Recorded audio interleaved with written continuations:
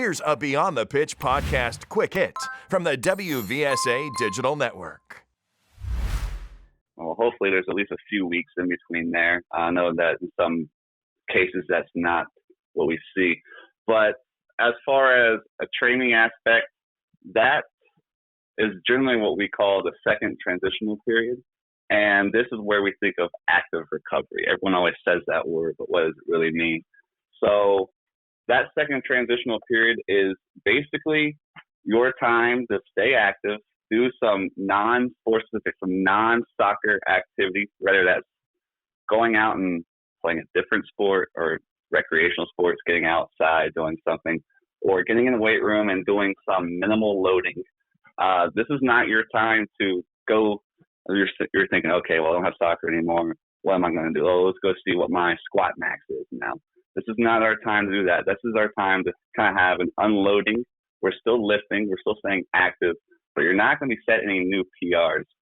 One thing that really occurs throughout an entire season are these micro traumas that we see, and that's our tendinopathies and our sprained ankles and everything that we're playing through because we got to be available for a team.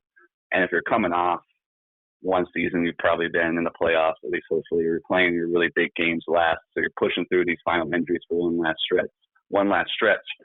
So these micro traumas are what you really need to be focusing on as you make that transition. So a lot of guys, when there's no games, they want to go work with their trainer. They want to go work with a personal trainer, a strength coach, or whoever they have available, and they want to get better, obviously. It's always about getting better. And if you go to an individual who doesn't recognize these overuse injuries that you usually see in sports, or someone who doesn't really understand the rehab aspect of things, they might think, okay, I have this athlete for maybe a month, maybe two, maybe only 2 weeks. So I want to get the most out of this athlete as possible. And they're going to throw at you their hardest workouts. They're going to throw at you something that's going to make you think, oh, wow, this guy really working out hard. I want to come back to him. And what that could potentially do is just overload that system even more. And now you had, all that knee that's been bothering you. Like, okay, you feel strong right now. And then you go out there that first week and it hurts again. Or it turns into something worse. So it's really important to train around those. That little break is your time to get strong in all the aspects that you are weak.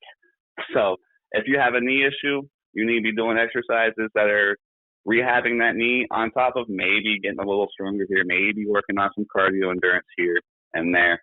But any of those elements that you felt towards the end of last year, they're not just going to magically go away.